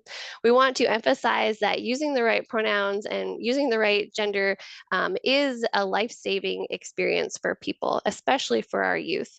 And then the better we get at documenting and using this data, the more likely we can also use it as a tool to prevent harm. So there's a lot of assumptions that are made when you look at someone that inferred data, as you had shared earlier. We want to make sure that we're looking at organ inventories, that we're understanding what types of assumptions assumptions we might be inadvertently making when we meet a patient for the first time. So domain 1 is all centered around training. Domain 2 looks at patient privacy and data transparency. So we want to ensure that all SOGI information is collected and the workflows are designed specifically thinking about privacy considerations. For example, instead of having a conversation in a waiting room, you make sure that this conversation takes place in a safe way over the phone or through a patient portal or using some sort of written version. And this avoids you having to have a conversation out loud that other people might overhear that could incidentally out someone or, breach that confidentiality that they might be needing in being able to share that information. The third domain focuses on staff supports and monitoring. So when you have a workflow in place, that's helpful, but to have scripting and to have a phone a friend if you're in a situation and you don't know how to handle correctly can be really impactful for supporting your workforce. So those are things that we look for under that domain. Number 4 is an LGBTQ affirming language and communication. So while the law in our state requires collection of sexual orientation and gender identity, it doesn't require collection and use of pronouns and chosen name. I think Mary had mentioned just the importance of that and creating that experience. So how are you building on the required data and using the information that you have so that patients feel heard and seen? And then finally, domain number 5 is all about creating an LGBTQ plus welcoming environment. And a very simple, clear example of that is making sure that you have ample access to all gender restrooms in your hospital setting. And so I just want to let you know that you can download the full application on our website. It's available to anyone who's interested in looking at that framework. While it was designed for our hospitals in an inpatient setting, I think it can be very easily transferable to other types of healthcare systems. And the recognition right now is only available to our Washington hospitals. But again, I think there's a lot that you could build on. And it was really important for our work group that we made all of this publicly available so that others can learn and build on the work that we've done. Thank you so much. We'll now ask questions to our panelists. There is a question that came in that said, can we really ensure that patient SOGI data is protected now and going forward? So I'm curious what work you may all be doing to help protect this work and kind of create some standards to ensure its safety moving forward.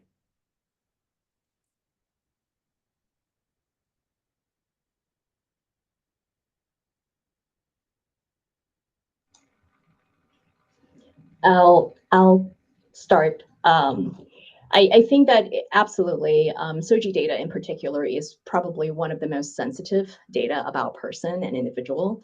And when and who they choose to share that information with is very critical. Hence why I previously mentioned the difficulty in actually collecting the direct data.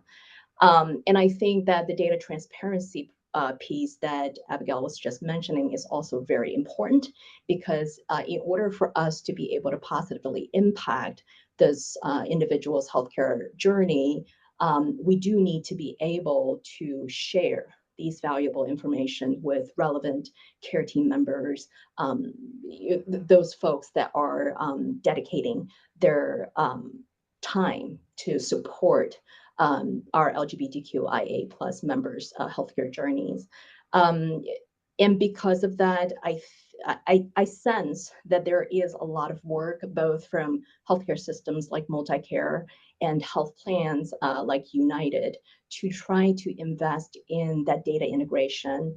At United, we do have EMR integrations with many of our large hospital systems and healthcare delivery systems.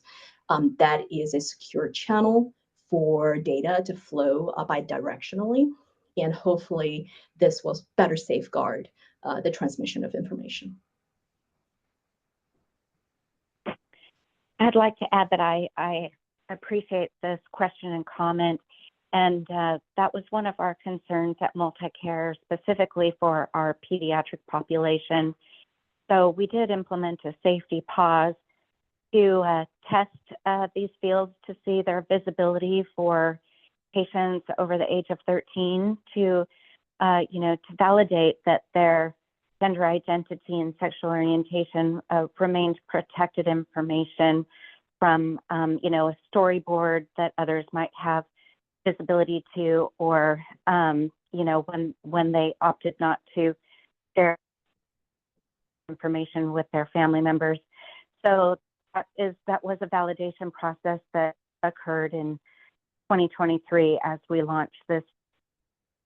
The information that is reported to DOH is all de-identified and just related to our reporting rates for our patients that discharge from hospitals. Thank you. Thanks. What was the biggest barrier in implementing your work, and how did you overcome it?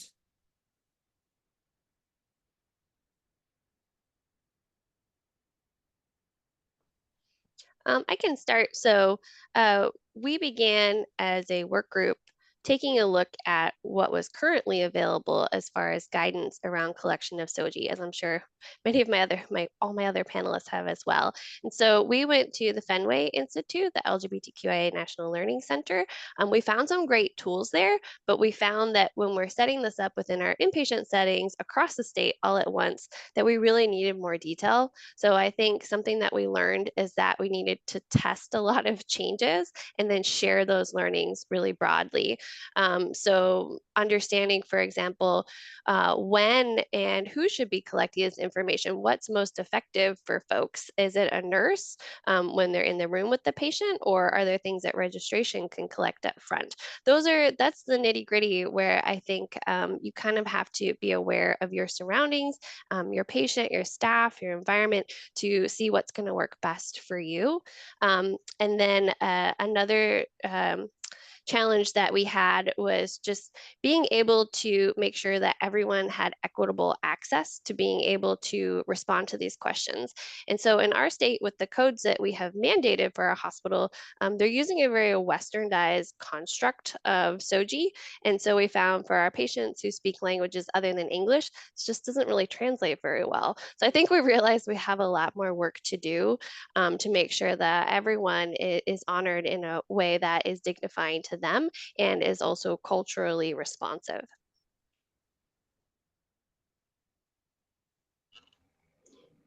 I'll echo that. I think it is very important for us to educate. That would be the biggest challenge that I think is maybe creating some friction as we're able to continue to deliver impact on closing the care gap that we see. I think it's not just the clinicians that are sitting in front of the patient that needs to be aware and therefore tailor their healthcare needs according to this person's gender identity, but also the front desk. Are they being sensitive? The customer service folks that are answering the phone, are we offering folks that needs to feel comfortable before sharing truly who they are so that we can better understand them and meet their needs where they are? I'll echo the theme of education and comfort level for staff, but as well as education and comfort level for patients. Abby referenced that it's good practice to develop scripting and problem-solving techniques for our front office staff. So that's been a continual effort based on, what our front office staff experience when they are asking the questions of our patients. Some are confused, some are happy to provide the information, others are not so happy to provide the information or could be upset at the questions. So we've had to, address all of those different various responses and equipped our teams with some scripting and problem-solving scenarios. So we've incorporated that in tip sheets, but also in the annual mandatory education. And we've also created rack cards that are available at front office desks on why we ask these questions, and we've updated our external website as well. Well, thank you all so much. We really appreciate your willing to engage with us and share your work. This was a really fantastic panel, and we will now move to our next speaker. I will invite Michael Garrett to come forward as he presents on updates from the case management community. There's some new updates coming our way, and so we will invite Michael to speak.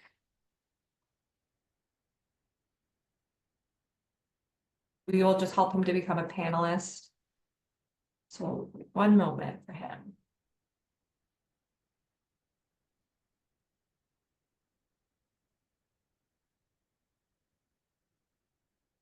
There we go. I should be on now, right? Yep. Hi, Michael. Hi there. Boy, I've had my own technology issues here in my home office. Thank you. So I'm Michael Garrett. I use he, him, his pronouns. I've been working in the field of case management for more than 40 years, so a long time. And for the last about 10 years,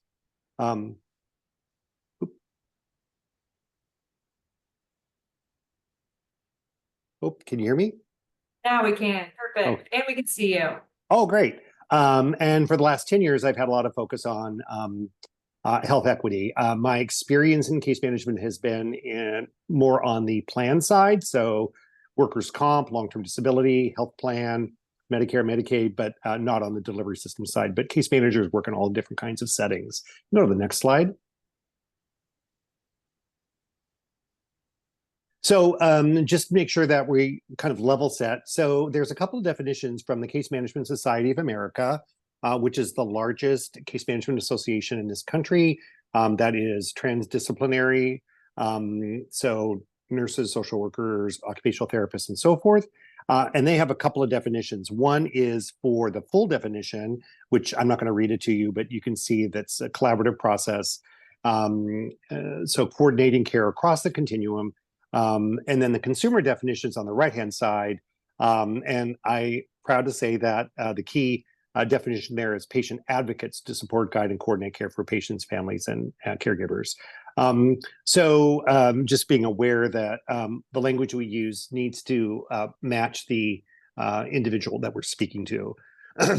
Case managers, as I mentioned, work in health plans, work in hospitals and health systems, clinics, long-term care facilities, workers' compensation, and so forth. So all different kinds of practice settings. So there we are. Great. You go to the next slide. So there's several key trends in case management. I'm going to spend a little more time on health equity, which is on the right-hand side. So let's start with the workforce. And I've heard workforce several times now in different presentations. So in case management, historically, the primary discipline for case managers has been registered nurses. That continues to be the case. However, the last survey, which is done every 5 years, I believe, by the Commission for Case Manager Certification, showed that there's actually a decrease in the number of RNs, now only 80%, and an increase in the number of clinical social workers. But there's also professional counselors, excuse me, occupational therapists, and others that work in the case management field. Also in case management, historically, the case manager has kind of done everything themselves, but I'm seeing a growing trend in having paraprofessional support. So with Medicaid managed care organizations and those serving delivery systems serving Medicaid beneficiaries, the community health workers are obviously growing and are part of the team, but also medical assistants and other support positions are supporting the case manager. I would also say that in terms of workforce, that I'm seeing also a broadening of a team depending on the needs of this practice setting. So nurses, social workers, of course, physicians, dietitians, pharmacists, and so forth, because these cases tend to be very challenging, catastrophic and complex cases. The next domain, sorry, I'm speaking fast because I want to make sure I get through everything, is technology and data. Of course, we all heard about artificial intelligence in the case management world. Artificial intelligence is helping to recommend care plans and interventions, although the case manager still has to evaluate from their perspective if that matches.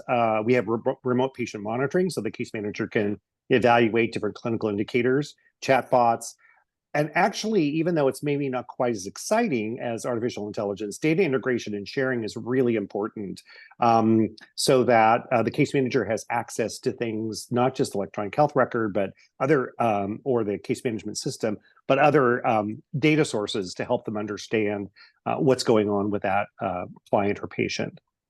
The next area is assessments. This may seem obvious to people, but what I have found in essentially assessing large case management programs is that sometimes what happens is if the presenting condition is physical health or medical in nature, sometimes the behavioral health is not addressed. So the message to case managers is, regardless of the presenting diagnosis, you need to be looking at behavioral health. Social determinants of health as well, because we know, of course, that the social determinants of health impact the ability for people to access care, to get transportation, to go to in-person visits, and so forth. Literacy and health literacy, I think November is actually Health Literacy Month, are important, so that you're communicating with the individual in a way that is understandable and digestible, if you would. Digital health literacy. So this is a relatively new concept. And what I see with case managers is if they say, oh, well, go to, here's an app that you can use to help manage your diabetes, for example. But what's not always occurring is, do they have a device? Do they have broadband connectivity? Washington State has a lot of rural areas, and a lot of times broadband connectivity can be challenging. And so just asking a few questions before making a referral for digital health solutions, I think, is really important.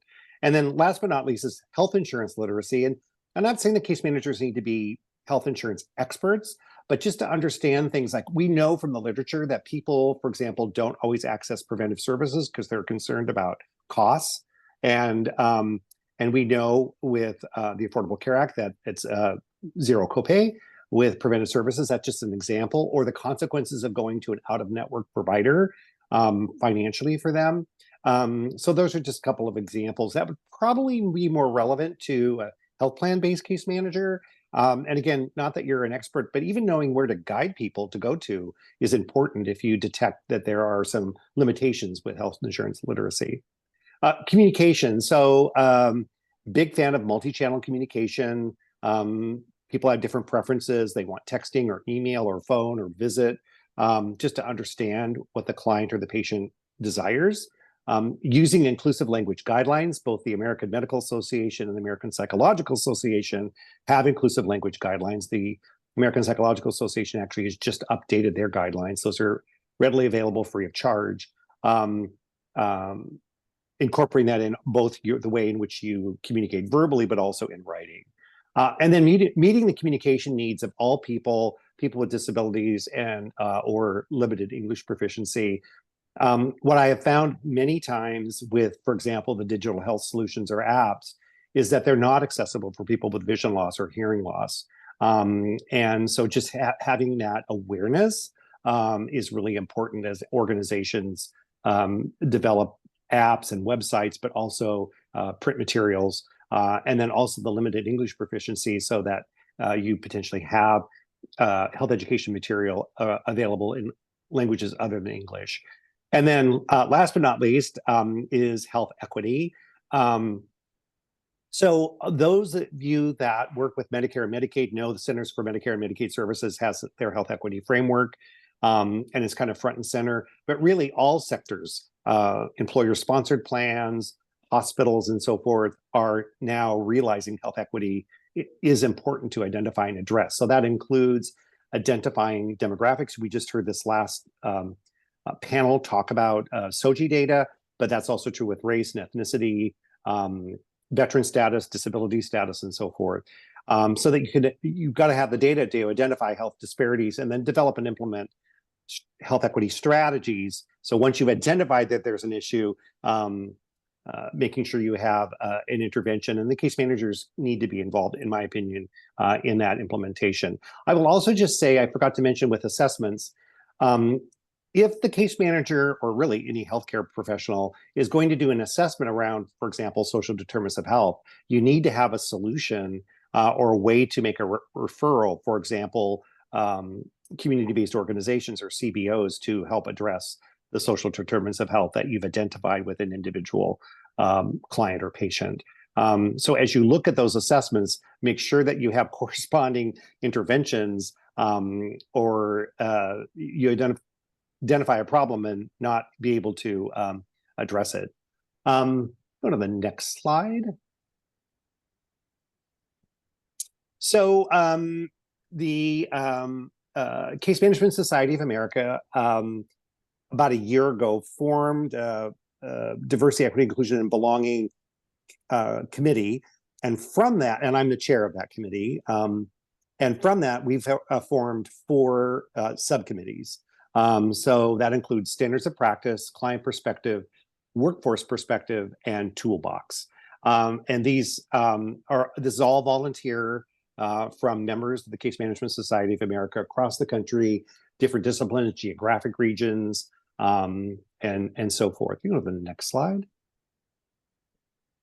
So I was on the subcommittee on standards of practice. Those standards of practice have been now released. There is an upcoming webinar on December 4th, where we will, all the people that were on the subcommittee will be presenting these standards. They're in addition to the rest of the standards of practice that CMSA has promulgated for 30 years. But this one is specifically focused on DEIB and health equity. And you could read on the slide the different aspects. So client, health equity framework, communication, assessment, evaluation, and so forth. So it's pretty comprehensive. And I think the case management community is just now kind of digesting those standards of practice because the word has gotten out. You know, the next slide. Client perspective, or in case management lingo, we use the term client, but people may use patient or member or consumer. We use client. And so a survey has been developed that is assessing the expertise, comfort level, whatever you want to call it, with case managers around organizational commitment, their learning and development around DEIB and health equity, their confidence in cultural competency and responsiveness and working with individuals that have been historically marginalized and may not share their same identity as the case manager. And then what are their ongoing needs around DEIB and health equity? So it's an interesting approach that this subcommittee took because we don't have access to all the clients or patients, but these kinds of things impact the ability for case managers to meet the needs of the clients and patients that they're working with. So that survey probably will be coming out next year. Go to the next slide. Workforce perspective. So this subcommittee has worked on these 4 pillars, as they're called. So talent acquisition, so the recruitment, now called talent acquisition. Workforce composition, so in terms of the diversity from a variety of perspective, identities and disciplines and location and so forth. Career development, meaning there are opportunities for mentoring and sponsoring individuals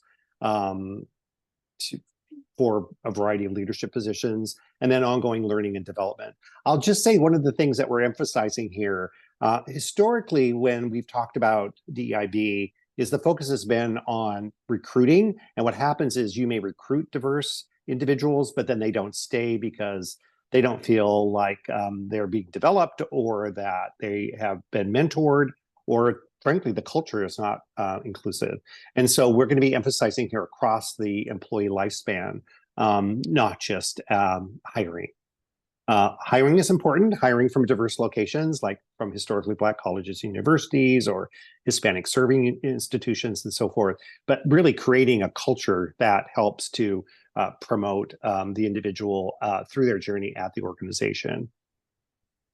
And the last slide is a toolbox. And the toolbox basically is a way to organize and categorize information that we have collected, both the core committee and all these subcommittees, so that the members of the Case Management Society of America have access to curated and organized and categorized information.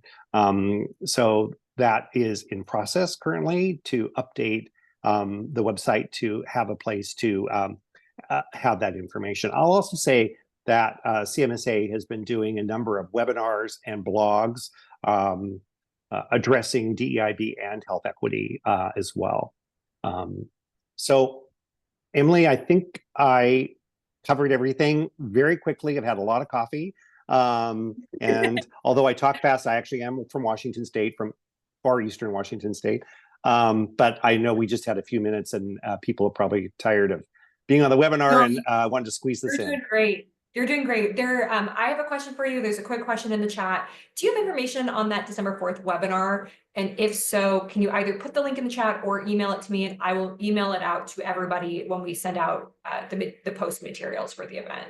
I'll email it to you, Emily. I'll just do a friendly heads up that it's free for members of CMSA, but I think there's a $40 charge for those that are not members. I also just today released, there's a blog, this is Native American Heritage Month, and I have a blog that came out through CMSA on personal and professional reflections on Native American Heritage Month, since I have that heritage in my background. So that's an example of, the commitment of CMSA to addressing the needs of all individuals served. Yeah. And one quick question we're hoping you can answer quickly is, what is one actionable change or practice that you hope each attendee can adopt into their work after attending the event today, your presentation? That's a good question. I think if you're not aware of what your organization is doing around health equity, I would start asking the question. I would also hopefully, maybe with this brief, 15-minute talk, spark some interest in being involved in health equity initiatives or reading about it and learning about it. So those are a couple of examples: getting involved with the health equity initiatives in your own organization, and also doing your own learning and development. Thank you so much, Michael. We really appreciate you joining us today. Sure. And we appreciate everyone on the call. We're going to wrap up. I just have some key information as we're closing today. There will be a post survey that is going to be put in the chat, I believe, and also emailed out. When you do this post survey, we really would appreciate it if you could provide us with the feedback on your experience today, but also this is part of the way that you will receive CME credit. We will also, I believe, put some information in the chat. If you want to stay up to date with the Bree Collaborative and what we do, our offerings, such as events like this, join our listserv so you can hear what we're doing and how to stay engaged and attend a future event. So I was mentioning that CME credit. First, if you could make sure that if you have the capacity to make sure that your name on Zoom reflects your first name and last name. If it does not, please send a comment into the chat to the hosts and panelists so we can capture that for you, or just email us. But we will have you complete that post survey that is linked. Once you hit that survey, you will get a screen that looks like this green checkbox where you can see, thank you for your submission. And it'll ask you to claim CME credit. Click that blue here, and that will take you to the CME claim form. Once you complete that form, our staff will follow up with you in a couple of weeks with a really nice little CE certificate. We want to thank each of you for joining us today, and thank you to our speakers and everybody involved in hosting this event. We really appreciate your engagement with us today, sticking with us today, and also just showing that your commitment to the significance of health equity. This is a really important topic nationwide, globally, and especially within our state in Washington. And so it has been lovely to be able to share this information with everybody, highlight all the wonderful work that is going on. We hope that you have felt encouraged and excited by some of this information and can bring it back within your own organizations. As we conclude today, we hope to continue our connection with all of you. And if you have any questions or comments, we'll stay around, but email us. And we hope you all have a wonderful day and enjoy your space. But thank you everybody so much.